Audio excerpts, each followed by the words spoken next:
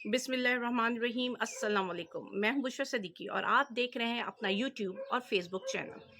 आज सुबह एक खबर नज़र से गुजरी। एटीसी के जज मलिक इजाज आसिफ के खिलाफ पंजाब हुकूमत ने रेफरेंस दायर कर दिया है, तो अचानक फैज़ अहमद के चंद अशार मेरे दिमाग में आए। निसार मैं तेरी गलियों के ए वतन जहां, चली है रस्म के कोई ना सर उठा के चले। जो कोई चाहने वाला तवाफ को निकले, नजर चुरा के चले, जिस्म जां बचा के चले। है अहले दिल के लिए अब ये नज़्मे बस्तो कशाद, कि संगो खेश मुकीद और सग आज़ाद।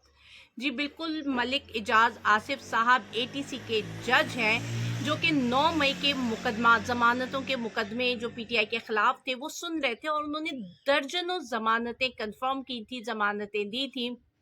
बशमूल इमरान खान और शाह महमूद कुरैशी के। शहरियार आफरीदी, जरताज गुल, बशारत साहब, इन सब की ज़मानतें वो देते रहे थे, और अब उन पर रेफरेंस दायर हो गया। यानी कि वो जो 6 जजेस के ने कहा था, और ये शायद ये जो अशार मैंने पढ़े ये भी 6 जजेस को ही लेकर थे, कि ये इस मुल्क की रस्म चल गई है कि जो कोई हक के बारे में कलमा हक बुलंद करेगा, आवाज़ बुलंद करेगा, उसके साथ ऐसे ही सलूक होगा। इससे पहले वो 6 जजेस में से एक जज जो मोहसिन अख्तर कियानी साहब थे, उनके खिलाफ भी रेफरेंस दायर हो चुका है, और अब जिनको पंजाब हुकूमत ने खुद अपॉइंट किया था उनके खिलाफ भी अब उन्होंने रेफरेंस दायर कर दिया। यही बात है कि कोई ना सर उठा कर चले। लेकिन आज मैं इस पर भी बात करना चाहूँगी, कल से एक 3 स्टार जनरल के बारे में बातें हो रही हैं कि जी उन्होंने इस्तीफ़ा दिया है, और अब वो इस्तीफ़ा उन्होंने खुद दिया है या जबरी इस्तीफ़ा है। तो जो कामरान शाहिद, जो कि स्पोक पर्सन भी कह सकते हैं आप उनको किसी के,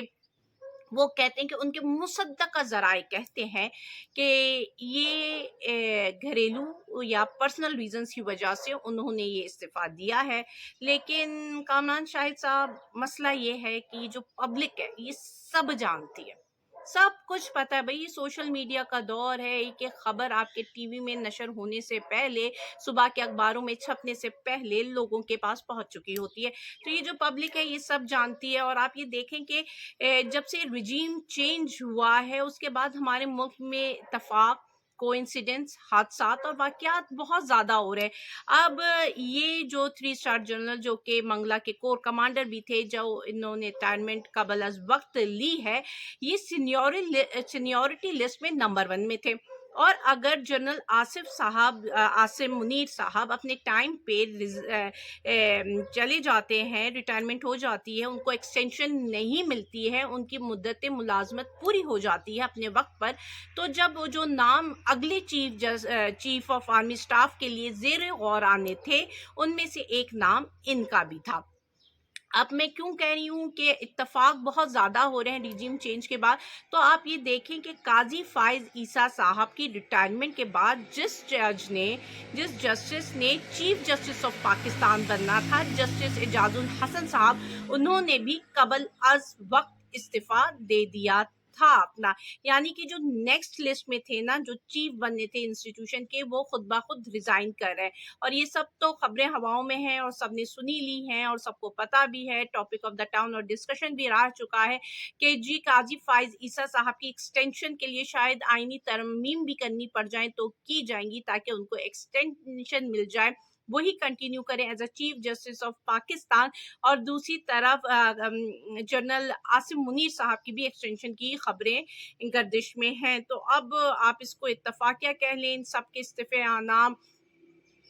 या फिर वाकई मजबूरी होगी, घरेलू वजह होंगी, या फिर कुछ और, ये तो वक्त बता ही देगा, क्योंकि रिजीम चेंज का हर किरदार खुलकर सामने आता जा रहा है। अब मैं यहाँ रिजीम चेंज की बात क्यों कर रही हूँ, तो आसफा भुट्टो जरदारी की एंट्री हो चुकी है पार्लियामेंट में, उन्होंने हल्फ ले लिया है और बिल्कुल अपने नाना की, अपने ख़ानदान की रवायतों को बरकरार रखते हुए वो पार्लियामेंट में एंटर हुई हैं। जिस तरह 1970 के इलेक्शन में, जैसे कि मैं आपको अपने पिछले वीलॉग में बता चुकी हूँ कि किस तरह जुल्फ़िकार علی بھٹو نے اپنے مخالف کو اغوا کروا دیا تھا، کیونکہ وہ ان کے مقابلے میں دستبردار نہیں ہو رہا تھا، تو انہوں نے اپنے جو مخالف امیدوار کو اغوا کروا کر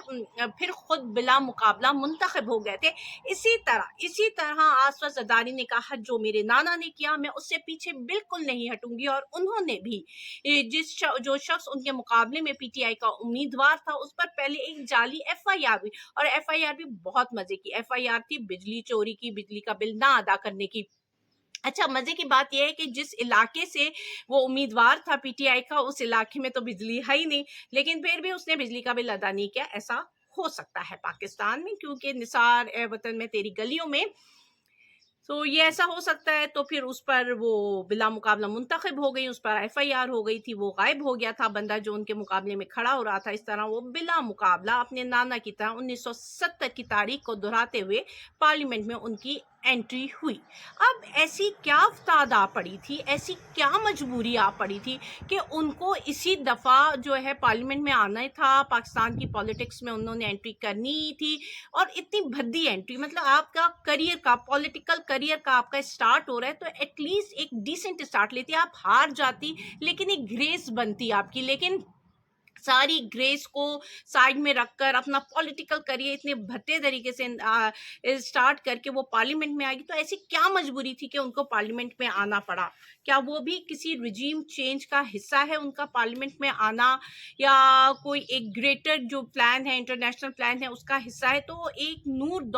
دہری ہے، ان کو آپ لوگ جانتے ہوں گے، قادیانی ہیں بائی ریلیجن، اور ان کی ایک وہ تھنک ٹینک انہوں نے بنائی ہوئی ہے، وہ فاؤنڈر ہیں برٹش تھنک ٹینک کے، جس کا نام ہے Islamic theology of counter terrorism. Islamic theology of counter terrorism کے یہ فاؤنڈر ہیں، اور اگر آپ ان کی دسمبر 2020 کی ایک پوسٹ پڑھتے ہیں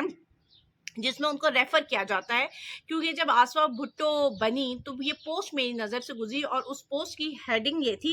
از the next Muslim country planning on peace with Israel. میں یہ اپنے اسکرین میں پیچھے شیئر بھی کر سکوں گی تاکہ آپ دیکھ لیں۔ اچھا، اگر آپ یہ ہیڈ لائن پڑھیں، is the next Muslim country planning on peace with Israel, جو کہ 21 دسمبر 2020 کی ہے پوسٹ، اور اس کے بعد جو تصویر لگی ہے وہ آصفہ بھٹو کی لگی ہوئی ہے، اور اس میں وہ نور دہری کو ریفرنس کرتے ہوئے کہتے ہیں کہ جی وہ کہتے ہیں کہ پاکستانی پولیٹیشین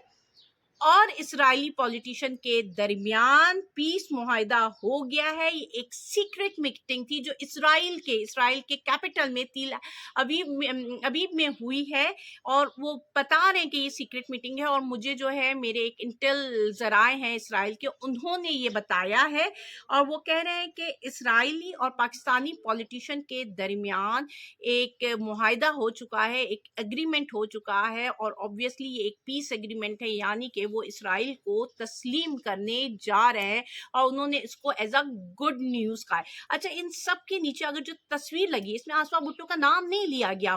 لیکن جب وہ ذکر کر رہے ہیں پاکستانی پولیٹیشین کا، تو جو سائڈ میں انہوں نے 2020 کے سائڈ میں انہوں نے جو تصویر لگائی ہے وہ تصویر آصفہ بھٹو کی ہے، یعنی کہ سیلف ایکسپلینیٹری ہے، ساری باتیں ہو چکی ہیں۔ جس طرح میں یہ کہتی رہی ہوں شروع سے، جب سے میں نے اپنی وی لاگ نے سٹارٹ کی ہے، کہ رجیم چینج کا جو ایک جیسے پارٹ اینڈ پارسل ہے نا، وہ یہ بھی ہے کہ آپ نے اسرائیل کو ایکسیپٹ کرنا ہے، کیونکہ سعودی عرب نے اسرائیل کو ایکسیپٹ کرنا ہے، اور اس کی کنڈیشن یہ ہے کہ اگر وہ پاکستان ایکسیپٹ کر لیتا ہے تو ہمارے اوپر پریشر کم ہوگا۔ اور یہ رجیم چینج کی پلاننگ یہ نہیں کہ 2022 سے سٹارٹ ہوئی تھی، رجیم چینج کی امپلیمنٹیشن 2022 سے سٹارٹ ہوئی تھی، لیکن یہ پلاننگ 2019 سے سٹارٹ ہو چکی تھی، پلاننگ، اس کی میٹنگز، جس میں جی میجر رول جو سب سے پہلے فرنٹ لائن میں آئے وہ حسین حقانی صاحب تھے، پھر انہوں نے میٹنگز آرگنائز کروانا شروع کی، اور اس کے بعد یہ سلسلہ چلا، اور اب یہ اپنی آخری سٹیج میں ہے، آلموسٹ کمپلیٹ ہو چکا ہے، جو ان کے محرکات یا مقاصد تھے وہ کمپلیٹ ہو چکے ہیں، سارے ججوں کو ملا کر فائز عیسیٰ کا بن جانا، جس طرح انہوں نے کیسز چلائے، सब उनके सामने है। तो ये भी एक रिजीम चेंज का हिस्सा ही समझ में आता है जब हमारे नज़र से ये पोस्ट गुजरती है। तो इस तरह शायद बहुत ज़रूरी था कि जिसे कहते हैं ना, everything is fair in love and war, तो वॉर में अगर कोई चीज़ धोखेबाजी से, धांधली से आपने पार्लियामेंट में पहुंचना है तो आपने पार्लियामेंट में पहुंचना ही था आसवा भुट्टो को। इसी वजह से 2020 में भी ये बात कही जा रही थी, की जा रही थी। इसके अलावा आप देख लें कि जिस तरह मैंने कहा ना कि कोई इतना सर उठा के चले, जो अभी केसेस के हाल चल रहे हैं, जिस तरह मुकदमे चल रहे हैं, इद्दत के निकाह में केस का आप देख लें कि रिजवान अब्बासी साहब इतने कॉन्फिडेंट थे कि समान मुलतवी हो जाएगी कि वो दूसरे कमरे में बैठे रहे, लेकिन उन्होंने बॉदर नहीं किया कि वो जी आ जाएं, जज के सामने पेश हो जाएं। वो उनकी तो इन्हें अदालत ही हुई, लेकिन उस पर किसी ने कोई आवाज नहीं उठाई, क्योंकि वो कॉन्फिडेंट थे कि उनके पीछे बड़े लोग मौजूद हैं। इसी तरह जी साइफर केस की समाअत चल रही है। आज सलमान सफदर साहब ने अपने दलाइल मुकम्मल कर लिए थे। आज प्रोसिक्यूशन ने अपने दलाइल देने, और देखें वो क्या दलाइल देती है, क्योंकि अभी बात दलाइल की नहीं है, क्योंकि सलमान सफदर ने जिस तरह दलाइल दिए उसके बाद तो ये केस बनता ही नहीं है, तो शुरू से ही खत्म हो जाना है। लेकिन अभी या इद्दत में निकाह का केस था, वो भी खत्म हो जाना था 2 दिन पहले, मतलब पहली समाअत में खत्म हो जाना था। तो अब बात जो है वो दलाइलों पर नहीं है, बात ये है कि वो जो जजेस बैठे हैं, या उनको पीछे से जो कमांड आ रही है वो क्या आ रही है। या तो वो जज हक का साथ देते हैं, फैसले देते हैं, या फिर जो बेचारे मजबूर हैं, जाहिर बात है उनके कमरों में भी कैमरे लगे हुए हैं। जिस तरह बुशरा बीवी ने भी कहा है कि जो उनकी पर्सनल वो है, उनके कमरों में अब कैमरे लगे हैं। और कल जो मुलाकात हुई है इमरान खान के साथ, उसमें भी यही बात की गई है कि जी शीशे की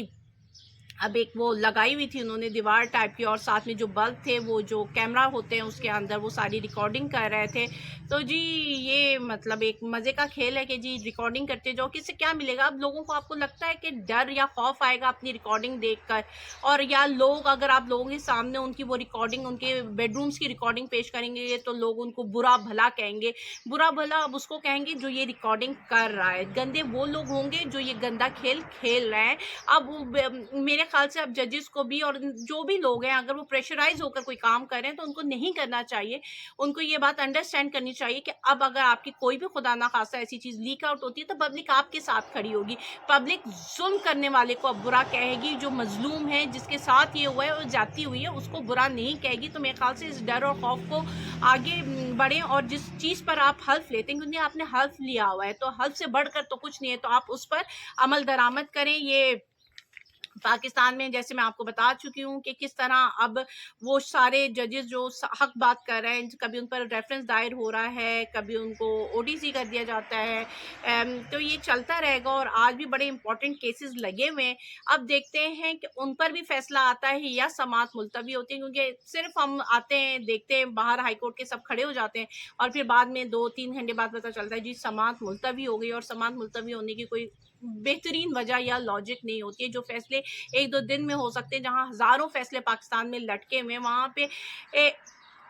फैसले जल्द होने चाहिए, ना कि इस तरह लटकने चाहिए। और हम सबको पता है कि हमारी अदालतें किस नंबर पे आकर खड़ी हुई हैं। दुआ कर सकते हैं हम पाकिस्तान के लिए, पाकिस्तान के हालात के लिए दुआ कर सकते हैं, अच्छे की उम्मीद रख सकते हैं, लेकिन अच्छे की उम्मीद उसी वक्त होगी कि सारा का सारा निज़ाम तब्दील होगा। ये निज़ाम जो है ना, ये पूरा का पूरा रिफॉर्म मांग रहा है, जिसे कहते हैं ना, दोबारा से ओवरहॉलिंग मांग रहा है, और इसके लिए कोई भी तैयार नहीं है, क्योंकि जो मफादात हैं, जिनका 75 साल से इस मुल्क के लिए मफादात उनके जुड़े हुए हैं, जो लूट कर खा रहे हैं, वो कभी नहीं चाहेंगे कि ये मुल्क तब्दीली की राह पे गामजन हो, तरक्की की राह पे गामजन हो। मुझे इजाज़त दीजिएगा। अल्लाह हाफ़िज़।